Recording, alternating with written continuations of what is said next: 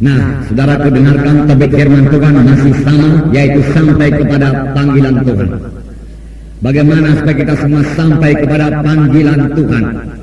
Sebab Tuhan mempunyai maksud di dalam hidup kita masing-masing. Tuhan menyelamatkan kita dengan satu maksud. Tuhan sendiri akan memberitahu maksudnya itu kepada saudara. Dan Tuhan mau kita semua sampai kepada panggilan Tuhan tersebut. Karena itulah hidup yang sukacita, itulah hidup yang keberkatan, yaitu sampai kepada panggilan Tuhan, saudara. Tuhan mempunyai maksud bagi kita semua, karena semua kita adalah anggota tubuh Kristus. Bukan kebetulan saudara diselamatkan Tuhan, saudara. Setelah saudara selamat, saudara menjadi anggota tubuh Kristus. Kalau anggota tubuh Kristus, saudara berada dalam tubuh Kristus, menjadi bahagian dari tubuh Kristus. Lalu sama sebagaimana tubuh saya ini, saudaraku, semuanya punya fungsi, saudara. Demikian tiap-tiap kita yang hadir ini, saudaraku, semuanya punya pelayanan, punya panggilan Tuhan, saudara. Panggilan Tuhan yang begitu indah di dalam hidup saudara, membawa berkat yang luar biasa, sukacita yang luar biasa, dan membawa hidup yang berarti bagi saudara. Nah, firman Tuhan kali ini, saudara, bagaimana supaya kita sampai kepada panggilan Tuhan tersebut, saudara.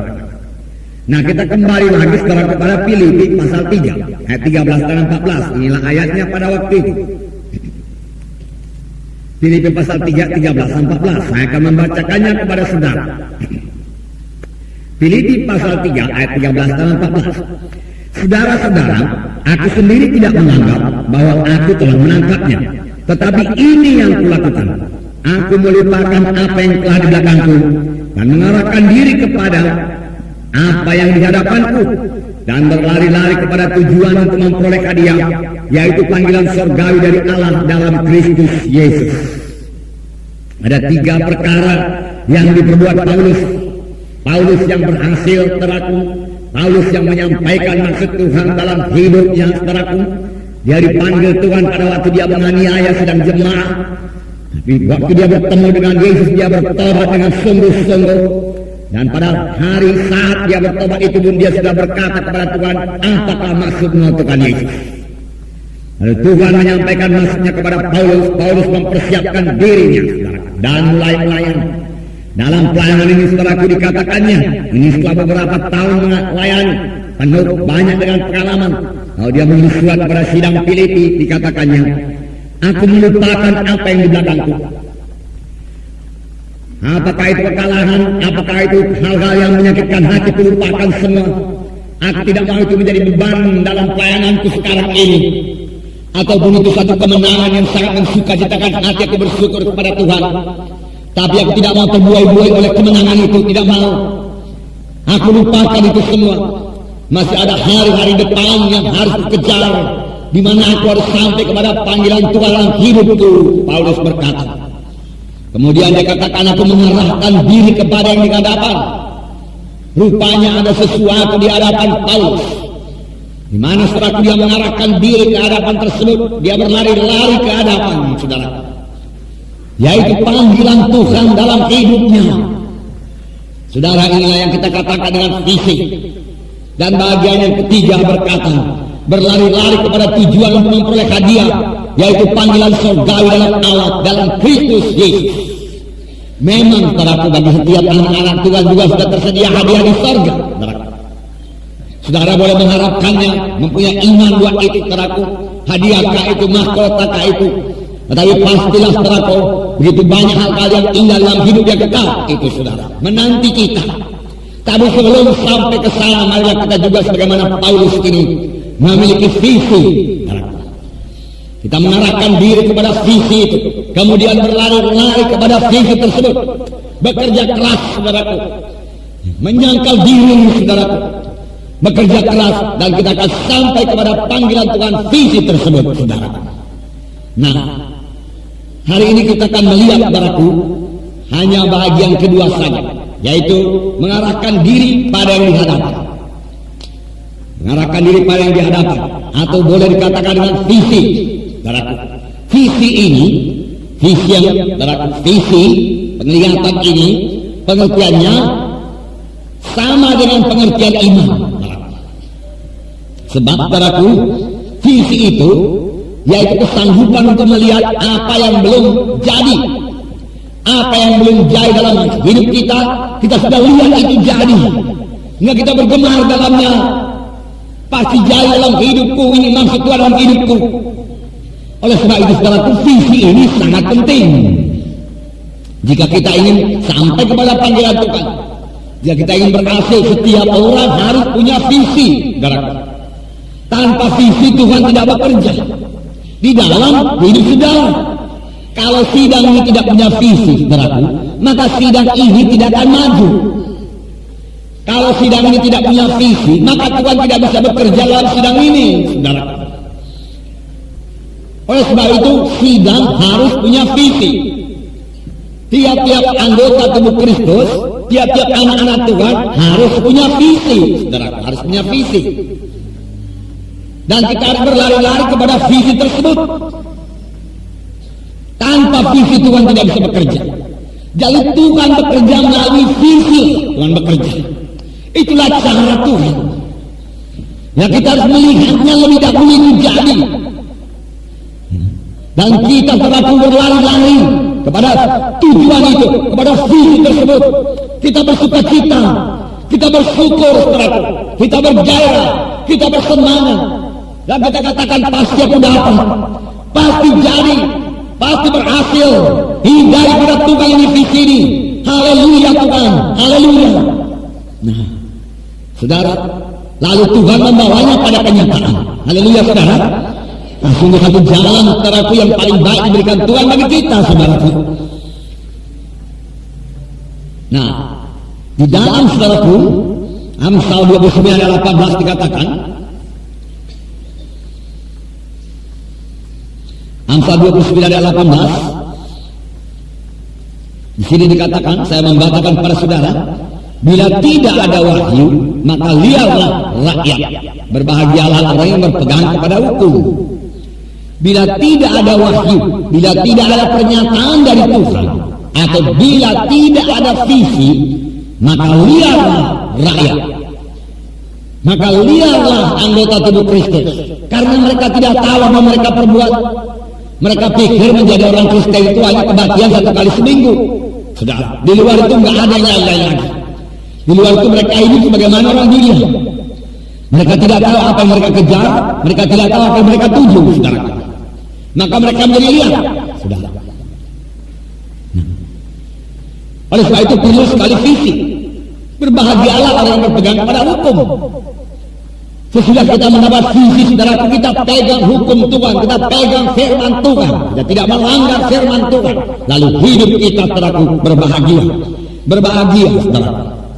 Nah, di dalam Hosea 4 ayat 6 dikatakan, tanpa visi binasalah bangsa. Kalau tidak ada visi, binasalah bangsa. Jadi kita harus punya visi, ya, bertumbuh, bertambah hari rohani kita bertumbuh, saudaraku, ya, bertambah-tambah dewasa, bertambah hari kita bertambah memberikan buah kepada Tuhan, saudaraku. Tambah-tambah hari pengertian kita bertambah-tambah, saudaraku. Bertambah-tambah hari, saudaraku, kesehatan kita bertambah-tambah, saudaraku. Semua itu sampai kepada panggilan Tuhan. Bertambah hari kita bertambah-tambah diberkati Tuhan dalam bidang materi, karena semua itu janji Tuhan, saudaraku. Dan memang Tuhan pasti menggenapkannya. Langit bumi boleh berlalu, tapi firman Tuhan tidak berlalu. Firman Tuhan berkata, saudaraku. Nah, oleh sebab itu Tuhan berikan visi ini, Tuhan berkata, kejar ini, Tuhan berkata. Nah, itu membuat doa kita tertuju kepada visi tersebut, saudara.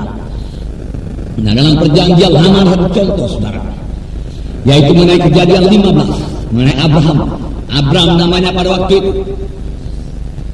Kejadian 15. Saya membacakan pada saudara ayat 5.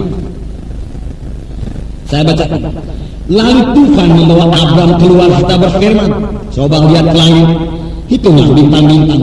Jika engkau dapat menghitungnya, maka firman-Nya kepadanya, demikianlah banyaknya nanti keturunanmu, demikianlah banyaknya nanti keturunanmu. Lalu percayalah Abraham kepada Tuhan. maka Tuhan memperhitungkan hal itu kepadanya sebagai kebenaran. Saudaraku, ketika ini diberikan Tuhan kepada Abraham, Abraham belum punya anak, tetapi Tuhan sudah menjanjikan, saudaraku, dalam Kejadian 12, saudaraku, aku akan membuat engkau menjadi bangsa yang besar. Berarti engkau punya keturunan yang banyak. Itu Kejadian 12. Tetapi sampai pada Kejadian pasal 15, Abraham belum punya anak seorang pun belum. Dan Tuhan sudah berjanji. Bagaimana supaya janji Tuhan itu bisa genap? Saudara berkata boleh punya iman. Memang buku Ibrani berkata Abraham itu punya iman. Dia percaya sesuatu yang sudah mustahil kepada manusia tidak mustahil kepada Tuhan. Walaupun tidak ada jalan untuk percaya, Abraham percaya juga, sehingga hal itu diperhitungkan kepadanya menjadi satu kebenaran. Tetapi jalan imannya bekerja ini diterangkan Tuhan di dalam Kejadian pasal 15. Sekali pada waktu malam hari Tuhan membawa Abraham keluar dari kemahnya. Dan Tuhan berkata kepada Abraham, Abraham coba hitung bintang-bintang di langit. Abraham mulai menghitung. Dia sebenarnya nggak tahu apa maksud Tuhan menyuruh menghitung. Dia hanya patuh saja. Dan dia mulai hitung 1, 2, 3, 4, 5, 6. Seterusnya 10, 20, 30, 100, 200, 300, 1000, 2000, 3000. Tuhan luar biasa Tuhan. Ribuan bintang-bintang pada malam ini Tuhan. Jutaan Tuhan banyak yang tidak bisa kuhitung. Setelah Abraham melihat semua itu, datanglah firman Tuhan yang memberikan visi kepadanya, yang membuat Abraham bergemar, saudaraku. Lalu Tuhan memberikan satu perkataan, demikianlah nanti banyaknya keturunanmu. Begitulah nanti banyaknya keturunanmu. Abraham membuka matanya dan dia lihat bintang-bintang begitu banyak. Dan pada waktu Tuhan berkata, begitulah nanti banyak keturunanmu. Dia lihat bintang-bintang itu semuanya berubah jadi jiwa-jiwa, berubah jadi anak-anak saudaraku. Dan bintang-bintang itu mulai berteriak kepada Abraham, Bapak Abraham, dia katakan saudaraku. Lalu Abraham saudaraku bersuka cita saudaraku. Dia bergemar saudaraku. Dia percaya itu pasti jadi kepada dia saudaraku. Dia boleh kekuatan baru daripada Tuhan, saudaraku. Visi memberikan semangat, visi memberikan kekuatan baru, saudaraku. Saudaraku yang kasih nama Yesus. Dan firman Tuhan berkata, saudaraku dalam ayat 6, lalu percayalah Abraham kepada Tuhan, maka Tuhan memperhitungkan hal itu kepadanya sebagai satu kebenaran. Saudara, kalau saudara baca Roma pasal 4, saudaraku, hal tersebut juga dituliskan padaku, yaitu Abraham percaya kepada Tuhan dan hal itu diperhitungkan kepadanya menjadi satu kebenaran. Roma pasal 4 ayat 22 dikatakan, karena itu hal ini diperhitungkan kepadanya sebagai satu kebenaran, diperhitungkan kepadanya, dijadikan kepadanya menjadi satu kebenaran yang pasti digenapi Tuhan, saudaraku. Inilah contoh visi, saudaraku. Nah, saudara, terima kasih dalam nama Yesus. Melalui visi, saudara, memperoleh ajaib Tuhan. Apakah visi saudara? Saudaraku.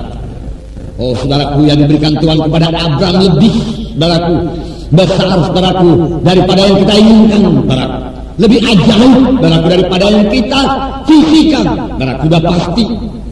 Karena firman Tuhan buku Roma mengatakan saudaraku bahwasanya Sarah sudah sangat tua waktu itu, saudaraku. Dan tidak waktunya lagi, saudaraku, sudah lepas waktunya mengandung, saudaraku. Tidak mungkin lagi mengandung, saudara. Tetapi Abraham percaya, maka hal itu diperhitungkan kepada menjadi satu kebenaran, saudara. Dan kita tahu Ishak kemudian lahir, saudara. Itulah anak perjanjian. Lalu Ishak, saudaraku, beranakan Yakub dan Esau. Lalu Yakub beranakan 12 suku bangsa Israel. Jadilah satu bangsa yang besar, bangsa pilihan Tuhan. Tuhan pasti menggenapi janjinya, saudara.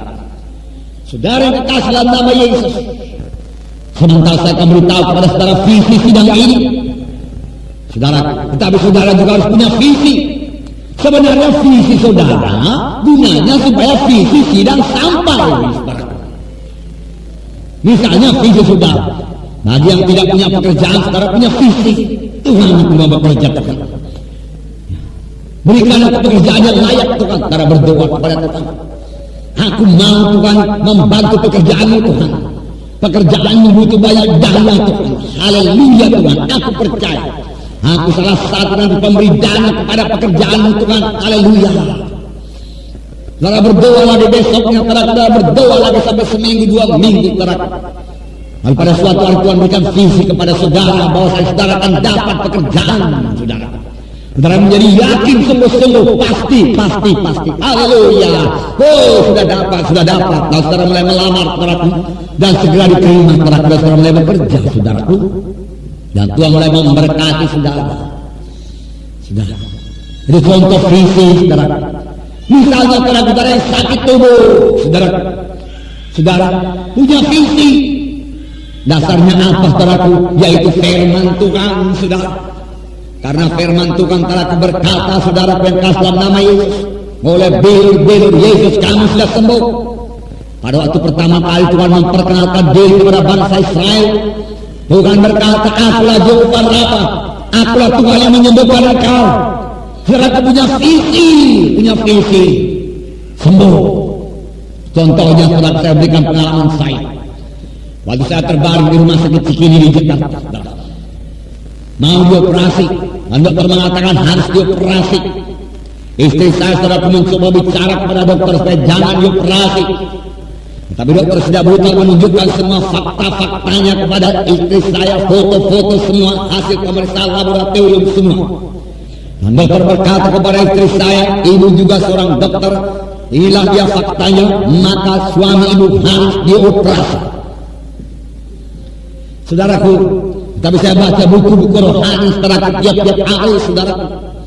Buku-buku rohani mengenai kesemuanya kuasa Tuhan saudara. Lalu timbullah satu iman, timbul satu penglihatan kepada saya saudara. Timbul satu visi, saya sudah sembuh. Oh saya berangkat lagi ke desa-desa, setelah waktu saya melayani ke desa-desa saudara. Oh saya melayani saudara. Oh kami putar slide di desa. Saya lihat saudara jiwa-jiwa selamat.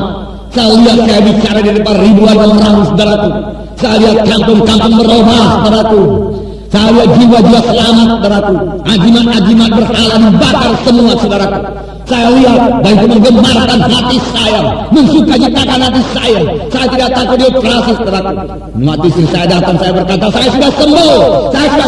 Istriku saya sudah sembuh. Saudaraku singkat cerita saudaraku, saya memang tidak jadi dioperasi saudaraku dan saya memang sembuh. Dan itu pada tahun 75 dan sekarang tahun 95 dan sudah berlangsung 20 tahun lamanya. Dan selama 20 tahun itu visi yang saya lihat pada waktu itu sudah digenapkan. Dan sekarang Tuhan berikan lagi visi yang baru. Dan tiap-tiap tahun Tuhan berikan visi baru. Hal itu diperhitungkan kepada yang satu kebenaran. Apakah yang saudara lihat saudaraku? Apakah yang saudara lihat? Dan mulai bergema dalam penglihatan itu, mulai bersemangat dalam penglihatan itu saudaraku. Maka Tuhan akan memperhitungkan lagi kepada saudara dari satu kebenaran saudara. Nah, banyak cerita visi saudaraku di dalam Alkitab saudara. Apakah tidak oleh Nehemia saudaraku? Saudara, Nehemia melihat tembok Yerusalem berdiri saudaraku. Apakah modal Nehemia tidak ada saudaraku? Tidak ada. Dia hanya saudaraku pegawai saya dalam istana raja saudara. Dan dia berangkat pada ke Yerusalem, apa yang dia punya hanya saya keledai. Dan pada malam hari dia bawa saudaraku mengelilingi kota Yerusalem, melihat bagaimana hebatnya keruntuhan benteng Yerusalem saudaraku. Yang sudah roboh itu saudaraku, dia lihat pintu-pintu gerbangnya semua saudara, tapi dia punya satu modal yang luar biasa daripada Tuhan, dia punya visi. Bisa kami dirikan ini, bisa saudaraku, bisa. Lalu dia kumpulkan semua tua-tua sedang Israel dan mereka bicara.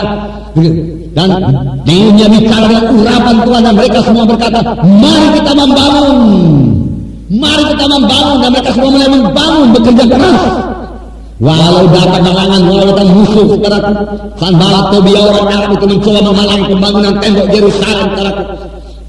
Mereka maju terus. Mereka menyelesaikan visi itu, menyelesaikan pembangunan tembok Yerusalem dalam 56 hari saudaraku. Luar biasa, tidak sampai 2 bulan.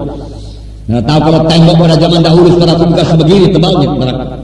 Ya, tebalnya kira-kira 3 meter, 4 meter tebal dinding itu ke sana orang bisa berjalan-jalan di atasnya, saudara. Itu tebal tembok. Mereka bangun selesai. Dengan apa? Dengan visi. Mereka dengan visi. Tapi visi dimulai dengan doa, saudara. Tahu Nehemia banyak berdoa, saudara. Nehemia, saudaraku, bersekutu dengan Tuhan, dan Tuhan berkata, aku mau kau membangun tembok Yerusalem, kau bisa membangun tembok Yerusalem, dan dia aminkan desa. Dia tidak berkata, di mana uangku Tuhan, di mana orang yang membangun Tuhan, bagaimana kalau mereka tidak mendengarkan aku Tuhan, aku sudah lama di pengasingan Tuhan, aku kembali lagi kepada rakyatku, bagaimana kalau mereka tidak kenal aku Tuhan, siapakah aku ini Tuhan. Dia tidak berkata demikian, saudara. Kalau Tuhan berkata bangun, amin, saudara. Nah, apa disuruh Tuhan kepada saudara kerjakan, saudara. Itu merupakan visi, saudara. Nah, dalam perjanjian baru, saudara. Dalam Matius 9, saya bacakan pada saudara 35 sampai 38. Ini sebenarnya Tuhan melihat, tetapi Tuhan mau memberikan visi kepada murid-murid. Karena Tuhan memberikan kita melihat, lalu Tuhan memberikan visi kepada kita. Saya bacakan. Mari kita baca bersama-sama. Matius pasal 9 ayat 35 sampai 38. Bukalah kita saudara halaman 13. Matius. Ini pembacaan Alkitab beberapa hari yang lalu. Mari kita baca. Demikianlah Yesus berkeliling ke semua kota dan desa, yang mengajar rumah-rumah ibadat dan memberitakan Injil kerajaan surga, serta menyiapkan segala penyakit dan kelemahan. Melihat orang banyak itu, tergeraklah hati Yesus oleh belas kasihan kepada mereka, karena mereka lemah dan terlantar seperti domba yang tidak bergembala. Maka tanya kepada murid-muridnya, tuayan memang banyak, tetapi pekerja sedikit. Karena itu mintalah kepada Tuhan yang punya tuayan, supaya yang mengirim pekerja-pekerja untuk tuayan itu. Nah, saudara, Yesus berkeliling semua kota dan desa. Sebenarnya ini sudah 2 kali dituliskan dalam Injil Matius saja. Dan melihat orang banyak itu tergerak hatinya oleh belas kasihan, dia menyembuhkan yang sakit, saudaraku, melepaskan yang terikat. Nanti kalau saudara baca di rumah Matius pasal 4, 23, 25, begitu juga ceritanya. Yesus berkeliling kota dan desa. Jadi tidak tinggal diam, Yesus menginjil, saudaraku. Dia bergerak. Mengapa dia bergerak? Karena dia punya visi, saudaraku. Di sini dikatakan, saudaraku, mengajar di rumah-rumah ibadat dan memberitakan Injil kerajaan Allah, melenyapkan segala penyakit dan kelemahan. Jadi saya singgung di sini, saudaraku, Tuhan melenyapkan segala penyakit. Ya. Jangan katakan penyakit saya terlalu parah, saudaraku, tidak. Sama Tuhan tidak ada parah, dia Allah yang Maha Kuasa. Dulunya itu menyembuhkan, saudara. Dan kelemahan juga, saudara. Boleh jadi tidak penyakit tapi lemah, saudara. Saudaraku tidak sanggup menginjil dan lain sebagainya. Mengapa? Karena lemah. Tapi Tuhan juga, saudaraku, bisa, saudaraku, menyembuhkan penyakit dan kelemahan. Untuk itulah dia datang, saudara. Tetapi kalau dalam menerima kesembuhan ini, saya katakan kepada saudara, janganlah cari kesembuhan saja lebih dahulu. Jangan datang kepada Yesus untuk sembuh saja, sembuh daripada penyakit badani. Sebab ada penyakit badani, itu penyakit rohani. Pada suatu hari Tuhan mengajar di Kapernaum. Pada waktu dia mengajar di muka pintu, banyak orang, pelaku di muka jendela, banyak orang, saudara. Sehingga ketika datang satu orang yang lumpuh digotong oleh 4 orang, dia tidak dapat jalan masuk ke dalam. Tetapi orang ini tidak putus asa. Inilah satu kemenangan, saudara. Tidak mundur, tidak putus asa, tidak menyerah, saudara. Dia tekun maju terus walau ada halangan. Saudara mau menerima berkat Tuhan, ada halangan atasi, jangan menyerah terus, saudara. Iblis tidak senang tidak selamat, saudaraku. Dia akan berusaha menghalangi saudara mencapai keselamatan itu, saudara.